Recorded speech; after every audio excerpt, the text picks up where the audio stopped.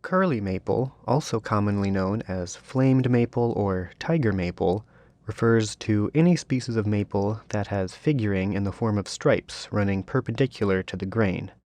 These lines have a shifting, three-dimensional appearance when viewed from different angles, an effect called chatoyancy. This kind of wood is traditionally used in violin making and other instruments, and today it's going to become a lovely kitchen utensil. I'm going to mark out a rough spatula outline on this maple board. This is a piece of soft maple, which, despite the name, is actually pretty hard. It's about the same hardness as cherry, it's just not as hard as hard maple. I want a spatula shape that's angular but flowing.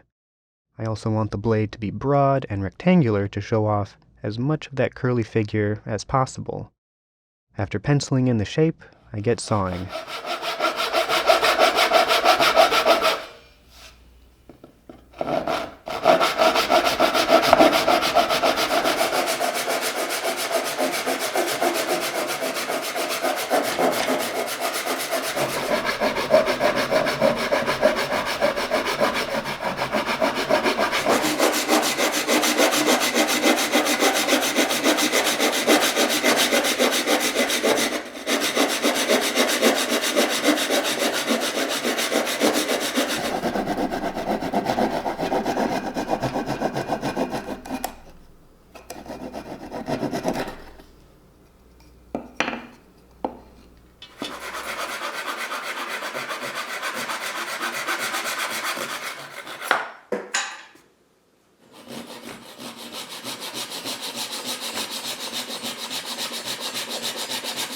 It's a decent arm workout, and soon enough I have a spatula blank, plus two other pieces that are the perfect size to turn into butter knives down the road.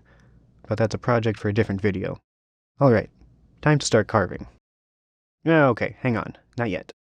After cutting out the shape, I felt that it was simply too clunky, in terms of thickness.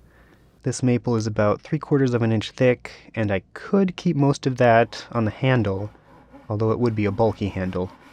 But down at the business end of things, most of that thickness would just be removed as waste.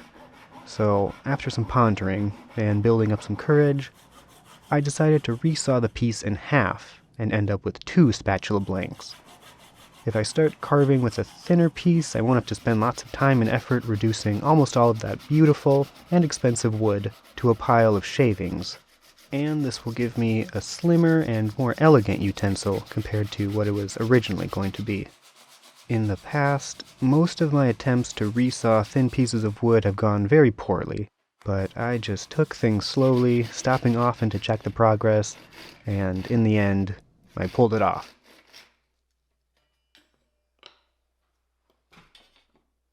You can see that going at it from all different angles with multiple saws left a very rough surface down here, but that should be easy enough to clean up. Using a chisel like a plane, I can shave down the rough side and get it flat and evened out. The other blank has been set aside for now, so I'm just going to work on one spatula in this video. Okay, now it's time to start carving. I'll start by shaping the transition from the blade to the handle with a knife, rounding out both sides into smooth curves.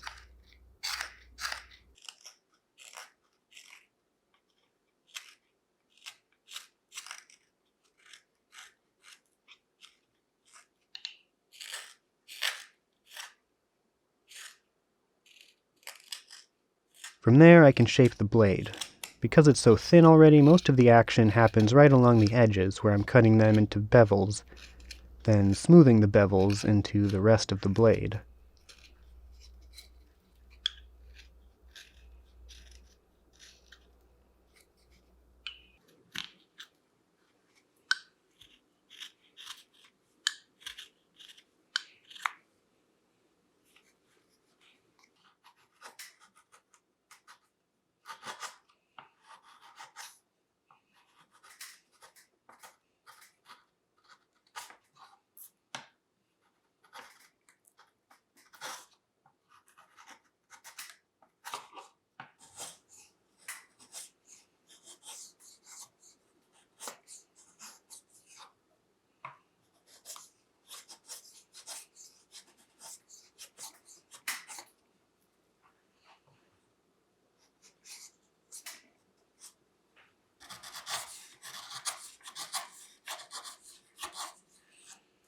With the blade finished, I can move on to the handle.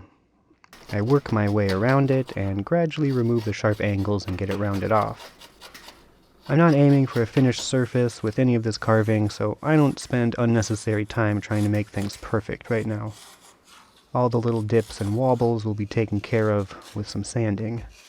This is a soothing, somewhat meditative process. You just take your time and see where the wood takes you. There's no need to try to make everything scientifically straight and symmetrical. It's a handmade utensil, so it's fine if it looks handmade. Once the shape is where I want it, I start with 60 grit sandpaper to quickly smooth out any unevenness and do some final refining of the shape. Then I can go through all the grits.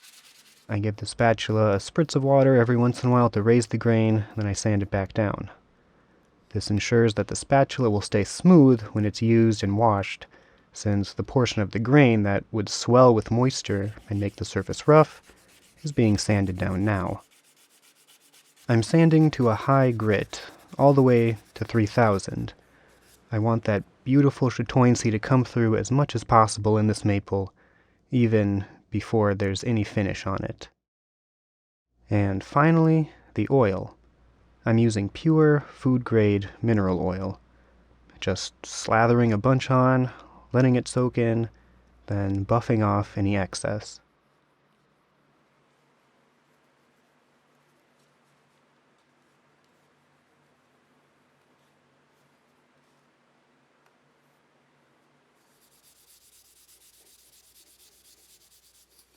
And this spatula is done. I'm very happy with the way it turned out. That flame figure really is something, and I'm glad I decided to cut the wood down to half its original thickness. The thinness gives it a much more pleasing aesthetic, and now I'm all set to carve the other half into another spatula. Thanks for watching.